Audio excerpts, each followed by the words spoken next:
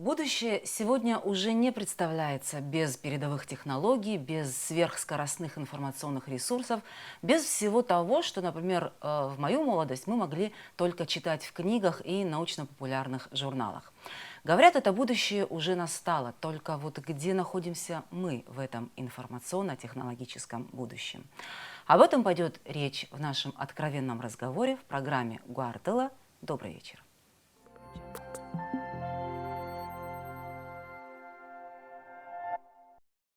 Мы пригласили Дамия Джоно. Дамия Джоно – это основатель и руководитель школы-лаборатории STEM Lab. Да. Дамия, добрый вечер. Спасибо, что пришли к нам на передачу. Спасибо за приглашение. Да, давай вот так вот сразу начнем вот с того, да, вот то, чем сегодня занимаешься ты. Да, у тебя и дети, и я знаю, что первые такие IT-продукты тоже вот этими ты занимался в Абхазии. То есть ты так вот совсем, не совсем, может быть, твое это по образованию, но ты человек, который вот пытаешься идти в ногу со временем. Ты переквалифицировался, ты занимаешься совсем уже не тем, да, чему ты, допустим, учился в университете. Давай начнем вот с того, если взять вот такое, ну, с глобального, да, вот развития человечества.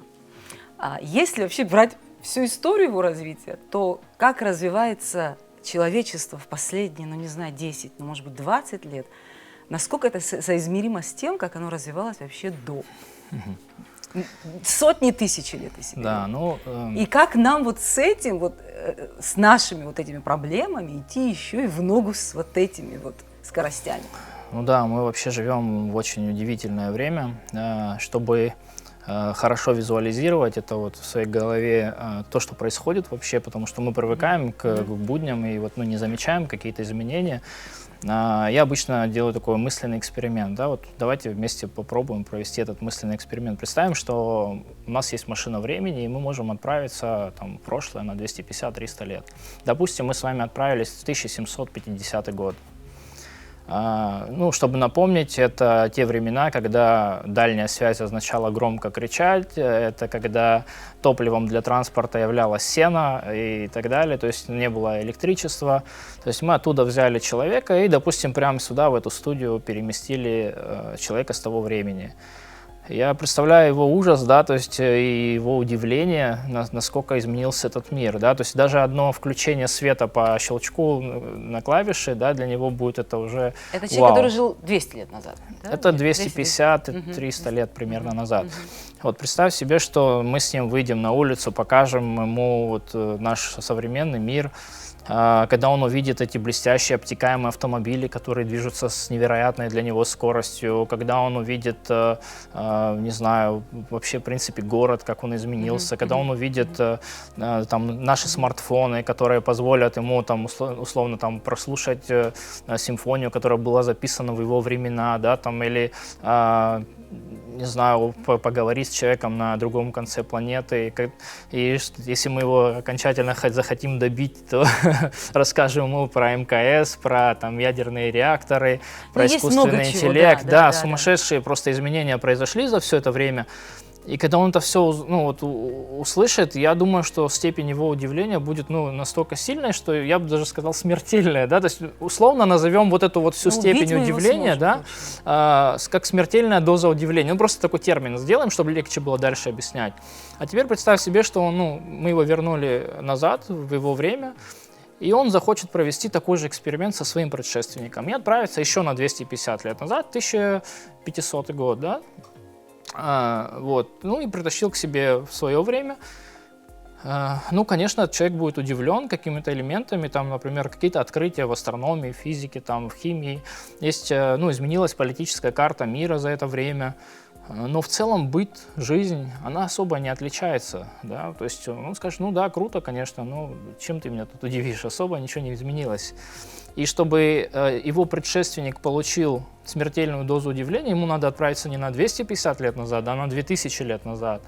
И вот тогда, может быть, он сможет его также удивить. Это я к тому, что за вот те 2000 лет произошло столько же изменений, сколько за следующие 250 лет. И какой вывод напрашивается из этого? Ну вот смотри, за весь 20 век было столько открытий, столько изменений, сколько было за следующие 10 лет. То есть мир движется экспоненциально, то есть развитие движется экспоненциально, это не линейно. Вывод такой, что мы сейчас находимся в то время, когда уже за одну человеческую жизнь происходят такие сумасшедшие изменения.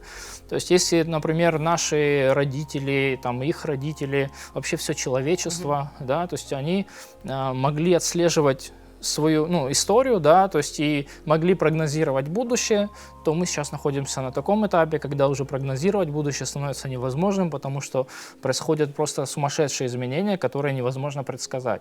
Так, и что нам делать?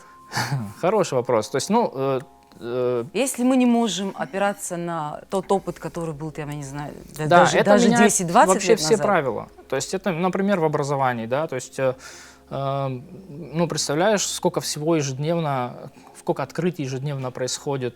Даже если возьмем, за пример, учебники, да, наши, которые вот мы используем в школах. То есть как они вообще появляются на свет, обычно, да? Обычно есть какие-то открытия, то есть они обычно совершаются, как правило, сейчас это Запад, Европа, потому что там финансирование очень большой науки.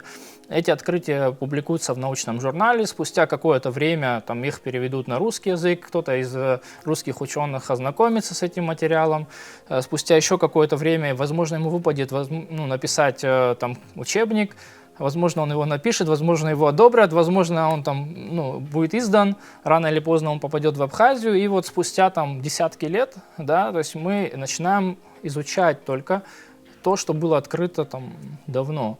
Сегодня уже такой роскоши нет, ты не можешь столько лет ждать, потому что информация устаревает просто сумасшедшей скоростью. То, что наши дети сегодня учат, да, оно уже устарело. То есть на этот момент. И к моменту, когда они школу завершат, наверное, 90% тех знаний, которые у них есть, оно уже неприменимо. То есть уже появились какие-то другие методы, другие способы.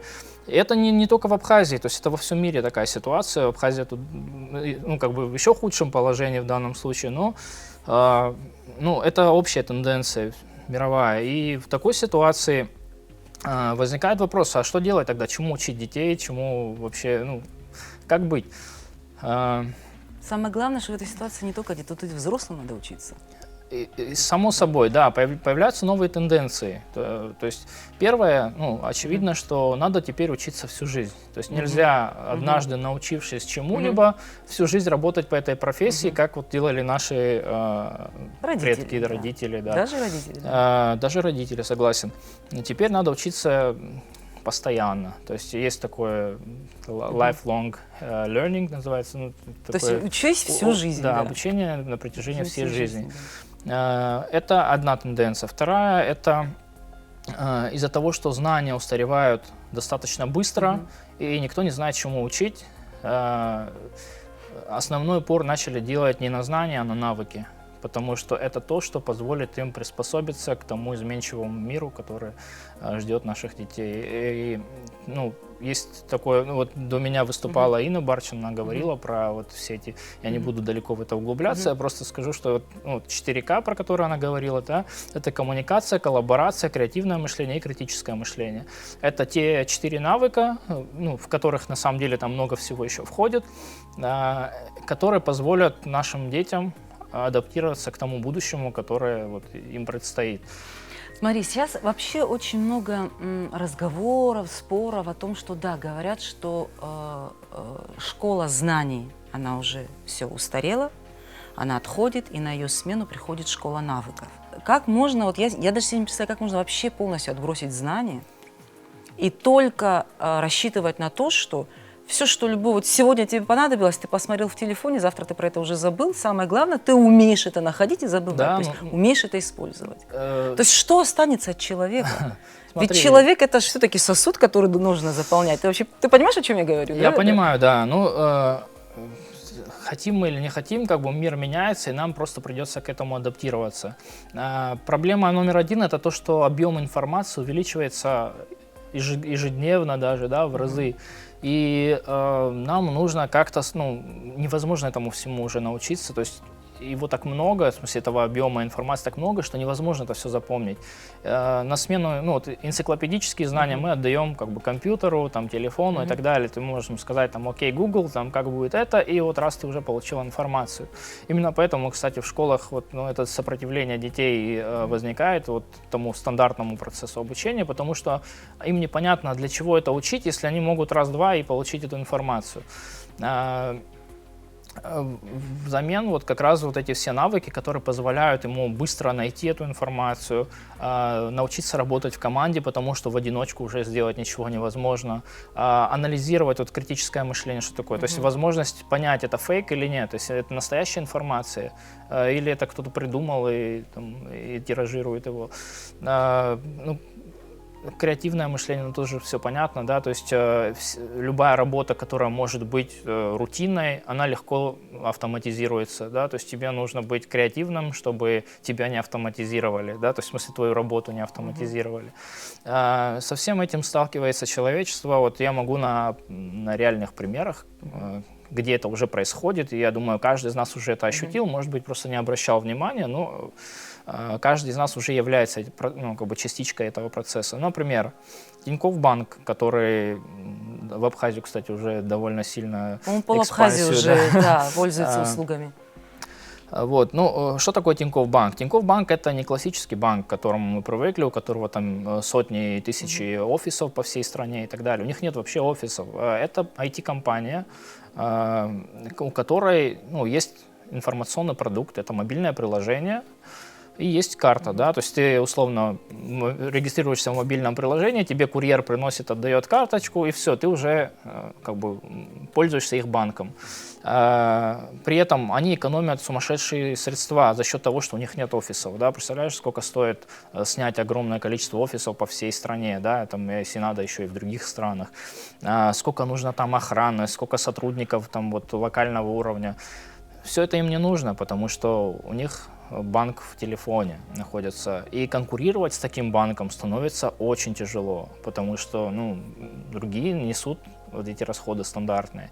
Вот у Сбербанка, например, юрист, да, или робот-юрист, который решает, ну, юридические вопросы, то есть может консультировать тебя, ну, понятно, чтобы не по всем вопросам, но по каким-то примитивным, простым уже может. То есть завтра, возможно, они полностью заменят стандартного юриста.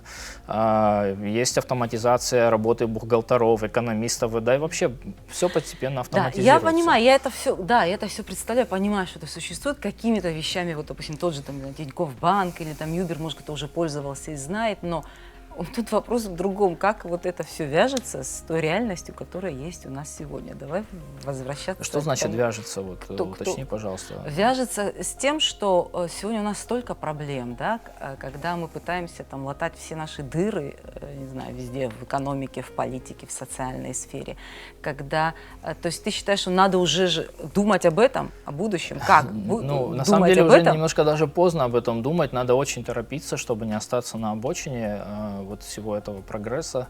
И, ну, я думаю, что надо все силы именно туда бросать, потому что завтра, ну, сегодня мы живем такой, можно сказать, в закрытой такой стране, в которой, например, не может тот же Тинькофф Банк полностью зайти или там любой другой банк. Сюда не могут еще многие компании зайти крупные. Если они заходят, они сразу убьют местный рынок, потому что они не конкурентоспособны. То есть не только, ну, как бы не только бизнес, вообще тут ничего не конкурентоспособно.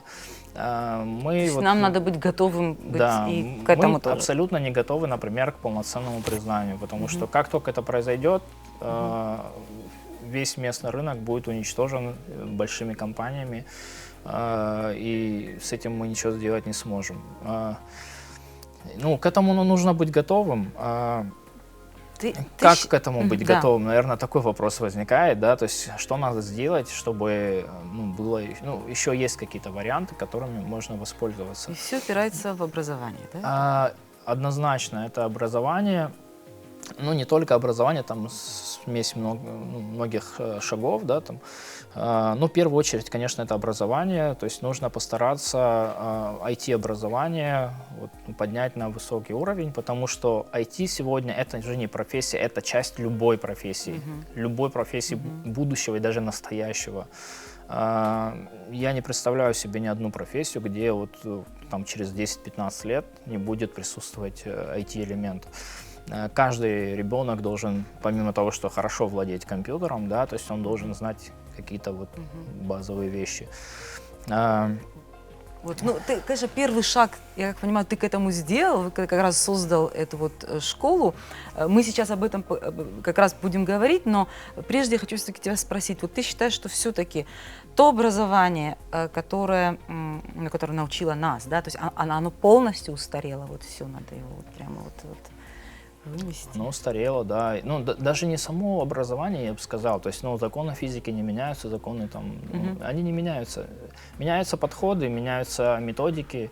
Ну, я понимаю, да, есть, конечно, фундаментальные вещи, они остаются. Я имею в виду именно вот подходы, да? Подходы то есть меняются, как обучать? да. То есть, ну, однозначно стандартный подход, вот как раньше учили, он уже недостаточно эффективен, потому что детям не интересно. Это люди, которые привыкли воспринимать информацию маленькими интересными такими кусочками за счет вот, видеоконтента, за счет, не знаю, красивых классных картинок и так далее. И когда их за скучные книжки сажают, ну, им вообще не интересно, они привыкли к другому, то есть им нужно другое качество, другое восприятие.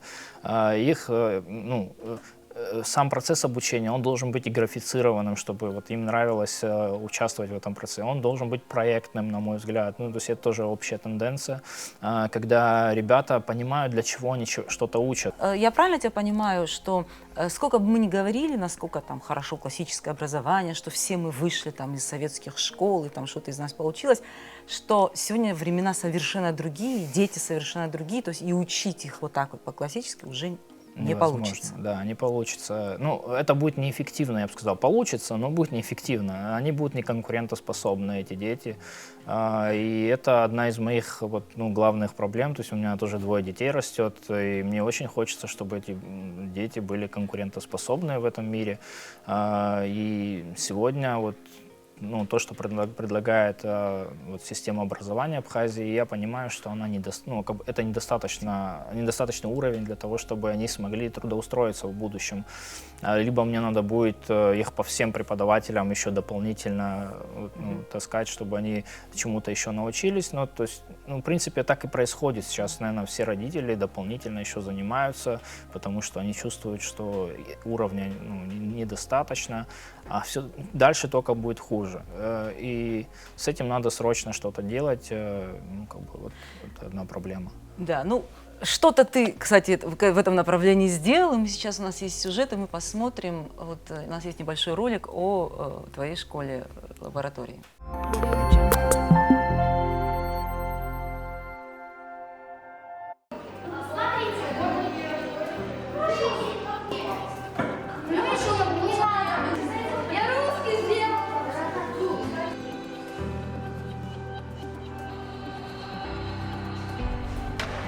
Да, и еще вот такую. Да. 4 вкладки, да, видите? Нам надо вот сколько? Тебе осталось теперь. Скажите, пожалуйста, ребят, из чего состоит мир Майнкрафт? Если сразу ног, когда все большие дизайнеры, несмотря на то, что до сих пор, когда грузится игра, зажигаешь shift. Получилось, да? Здорово. Сейчас ждем, пока все положили. Акцент.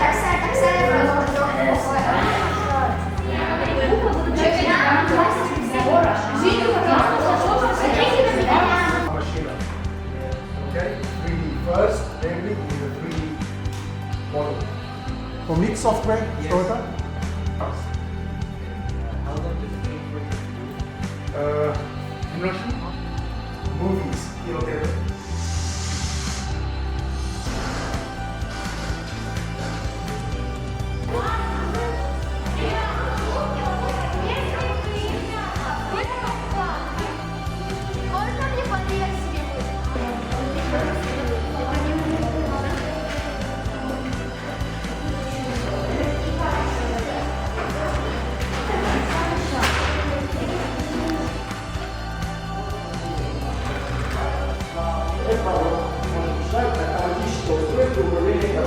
помочь тебе, то есть первый день.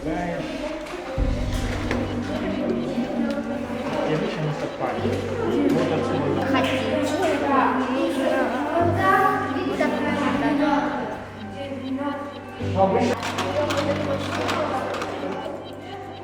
Про особенности.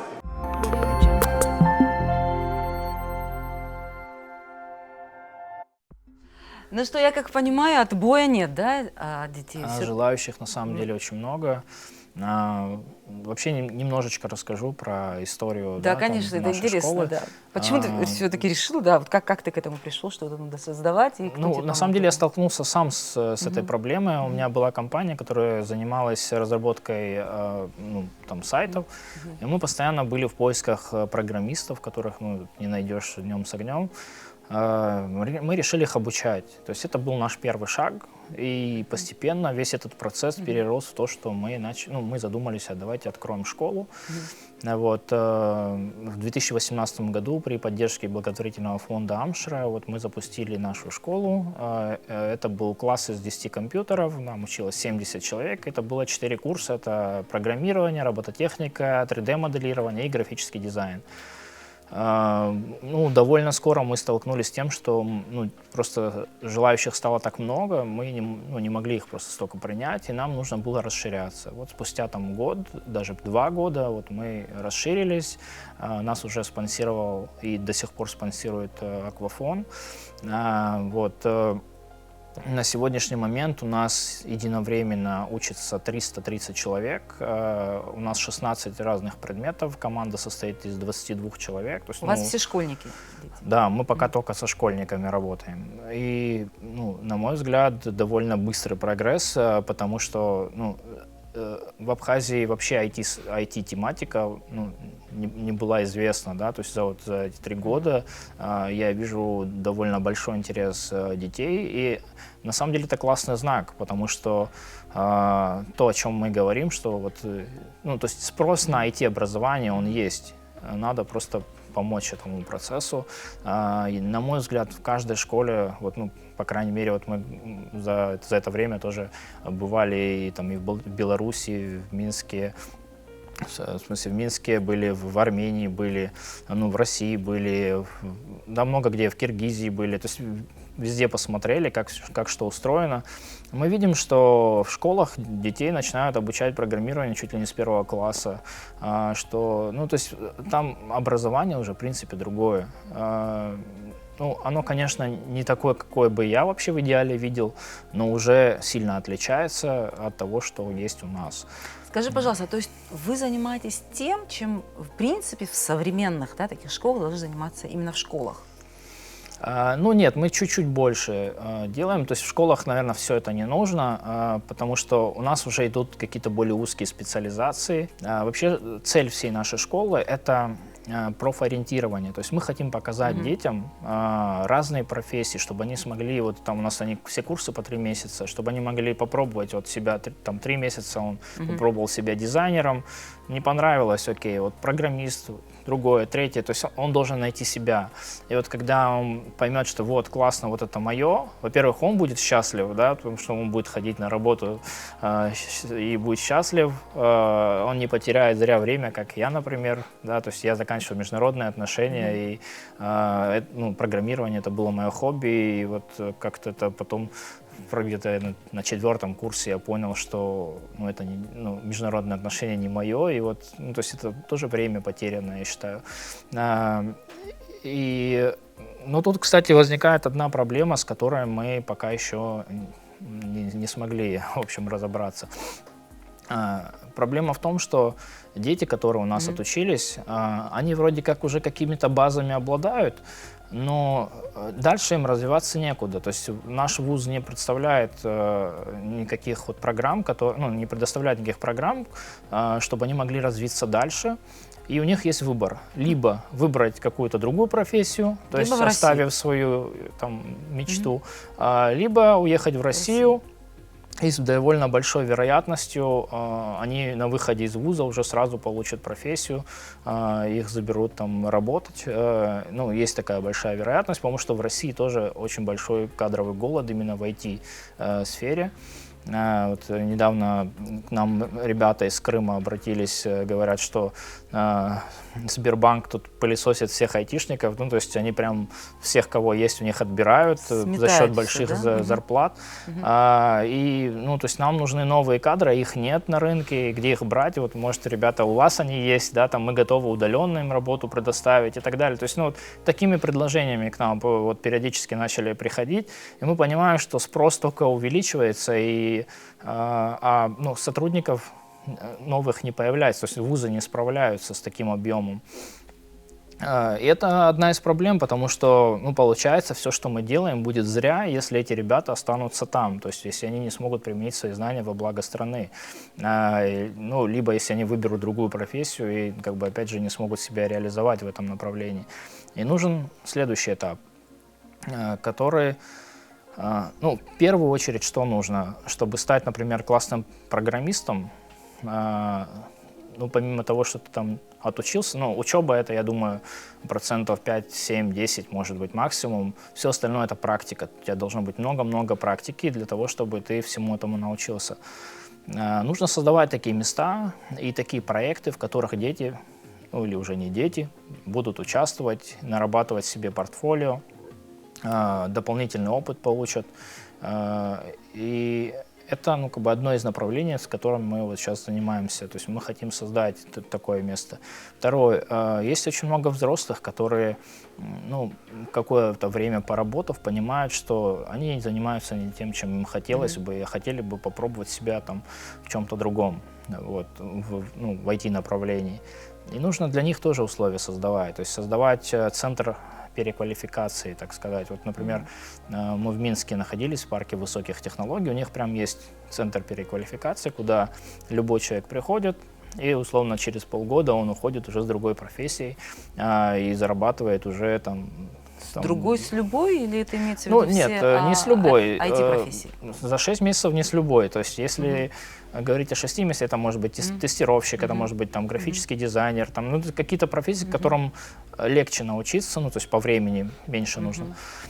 Есть профессии, которым, ну, довольно долго надо учиться, особенно во взрослом возрасте. Это сложнее дается, уже когнитивные способности не такие крутые, как у детей. То есть из меня уже программист точно не получится? Да, получится. Было бы желание.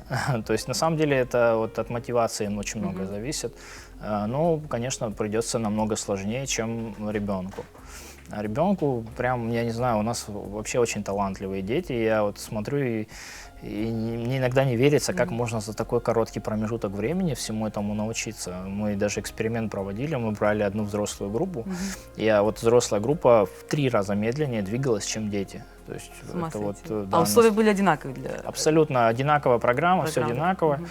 Вот, те же преподы, ну, вот дети в 3 раза быстрее движутся, чем взрослые. Вот, и детям самое главное, все это нравится. Вот, ну, это все вдохновляет, и хочется, чтобы это было вот вообще на всеабхазской, да, такой штукой. Я вижу вообще, ну, у нас так... Сейчас по-другому сформулирую. Вот в Абхазии есть 2 якорных проекта. Это туризм, да, который приносит, как бы экспортирует, да, сюда какие-то цены, то есть деньги, да, приносит стране.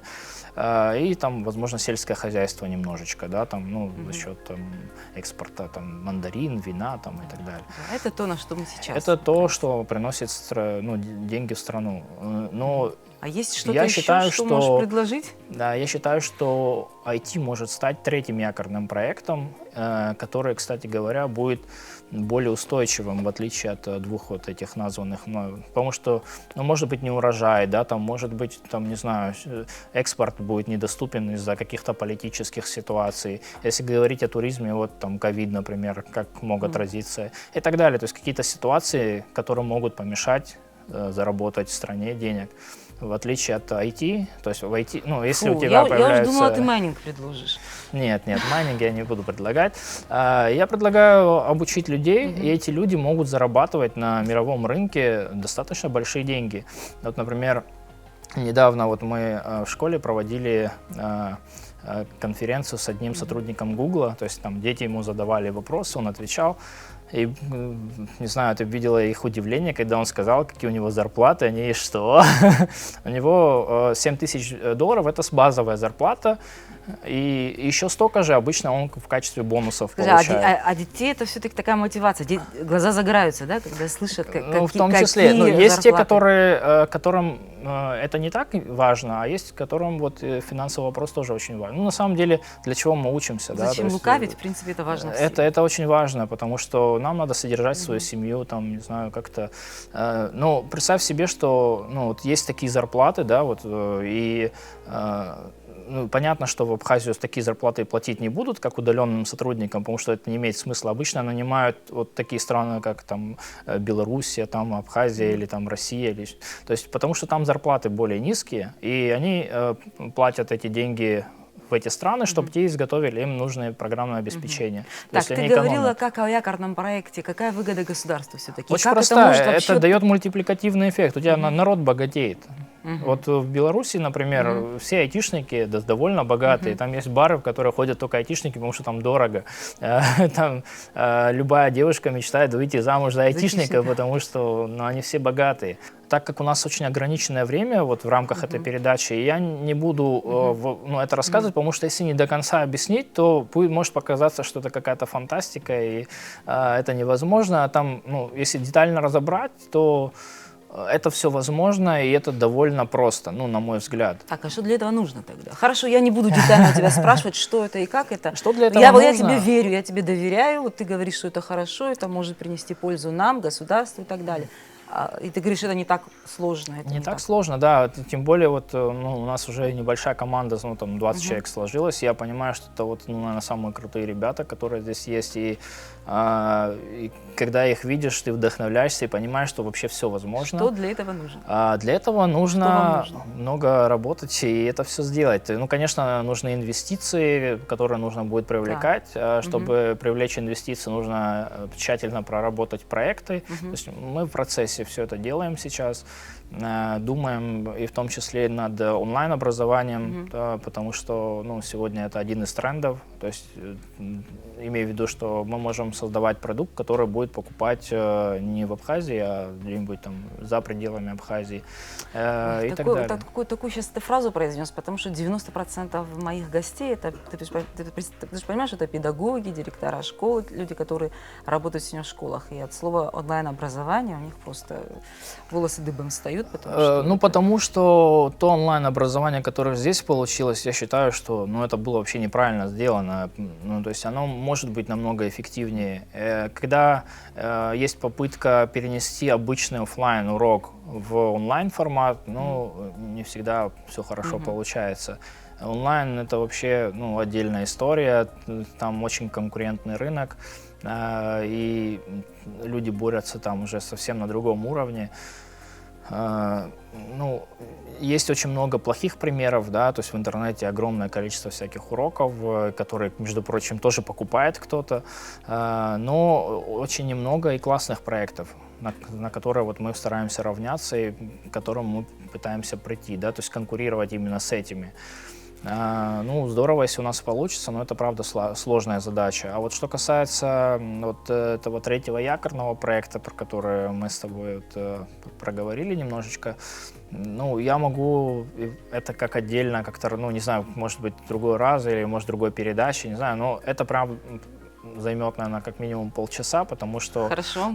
Переносим на следующий детально, раз, согласна. очень детально нужно это все рассказывать. Ну, тут ты, главное, ответил на мой вопрос о том, что для этого нужно. Ты сказал, просто много работать. Много работать и инвестиции. То есть, на самом деле, если у тебя есть классный проект, в принципе, то, что ты сейчас сказал, это нужно для любого дела.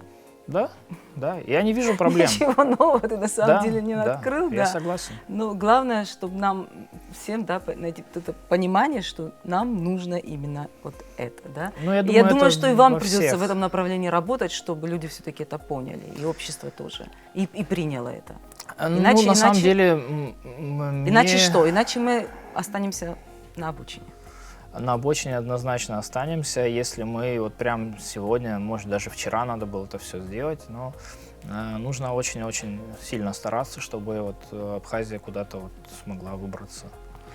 Хорошо, спасибо тебе большое, Дами, за разговор. Ну что, мы с тобой договорились еще раз продолжить. Я уже не знаю, в каком формате, но все-таки ты про этот третий якорный проект более подробно нам, надеюсь, расскажешь. Хорошо. Спасибо тебе большое, удачи тебе во всех твоих Спасибо. планах. И прежде всего, конечно, со школы, лаборатории. Я знаю многих детей, которые с удовольствием туда ходят и действительно получают большое удовольствие. И такая вот, знаете, такая школа, где у ребенка есть просто такая мотивация ходить и получать удовольствие и знания.